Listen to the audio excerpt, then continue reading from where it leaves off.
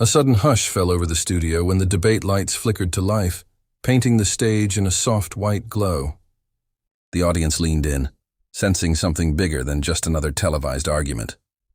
Alexandria Ocasio-Cortez entered with her usual fire, her words sharp with conviction and purpose, determined to challenge the old political rhythm.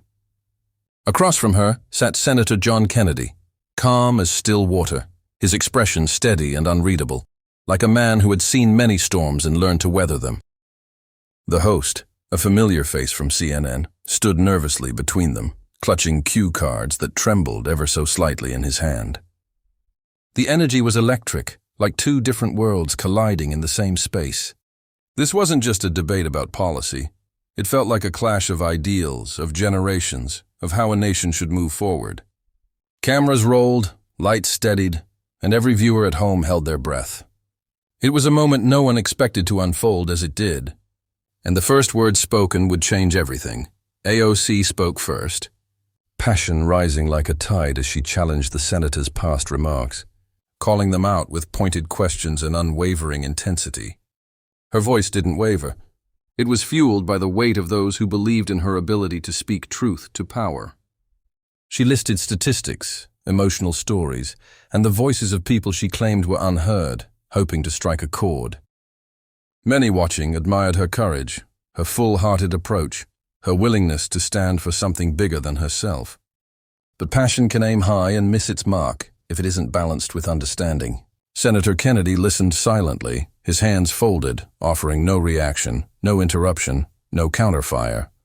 His restraint confused some and frustrated others, and the host glanced back and forth like a referee trying to anticipate an impact before it landed. The air tightened, waiting for the senator's reply. When Kennedy finally spoke, his tone was not defensive nor dismissive. It was patient. He didn't challenge her facts right away. Instead, he asked her questions. Not rhetorical traps, but genuine questions, simple and human. Why did she believe the system was broken in the ways she described? Whose voices did she feel were ignored? What did she think the roots of their suffering were? Not the symptoms, but the soil beneath them. His words were calm, almost disarming, and they drew the studio audience in closer. AOC hesitated, not because she lacked knowledge, but because she hadn't expected gentleness. The exchange changed shape, no longer combat but conversation, and the host froze, realizing he no longer needed to stir drama. The moment was stirring itself. AOC's tone softened as she explained the workers she met, the families she spoke to who struggled month to month. She spoke of classrooms too crowded for real learning, of hospitals too expensive for real healing, of dreams deferred simply because of the zip code someone was born into. The senator listened, not to argue, but to understand the emotion under the statistics. For the first time, both of them looked less like politicians and more like people trying to solve the same problem from different paths.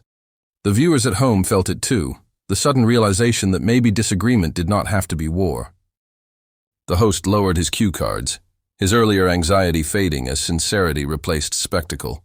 The crowd, silent and attentive, felt something shift, and somewhere, unexpected respect began to form.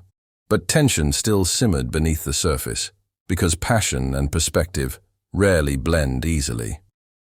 Kennedy finally addressed the heart of her points with his own stories, of families he had known struggling too, of people with wounds that ran deeper than politics. He shared memories of a childhood where his own family had little, where hope came from neighbors looking out for one another, not from government or institutions. His voice wavered at one point, revealing something raw and real. AOC watched him, listening the way he had listened to her, seeing the person behind the position. The studio felt strangely intimate, like the country had shrunk to just the people in that room, searching together for answers. The host exhaled slowly, realizing he wasn't frozen anymore. He was witnessing something rare. Not an attack, not a victory, but understanding. Yet the turning point came when a young woman from the audience, allowed to speak, stood up with tears in her eyes.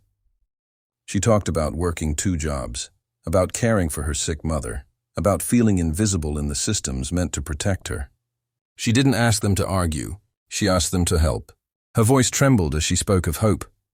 of wanting leaders who didn't just talk about problems, but listened to those living them. AOC felt her heart ache, remembering faces from her district.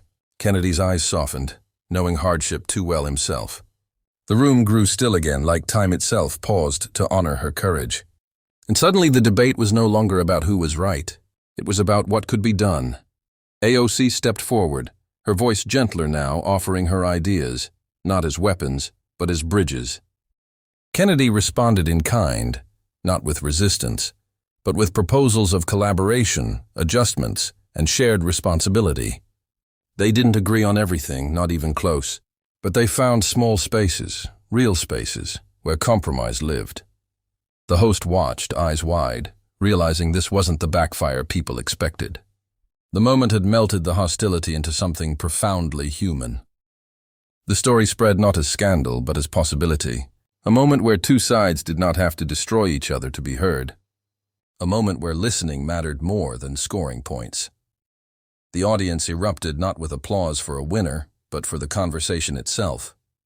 People saw themselves in that debate, not as left or right, not as sides, but as individuals yearning to be seen.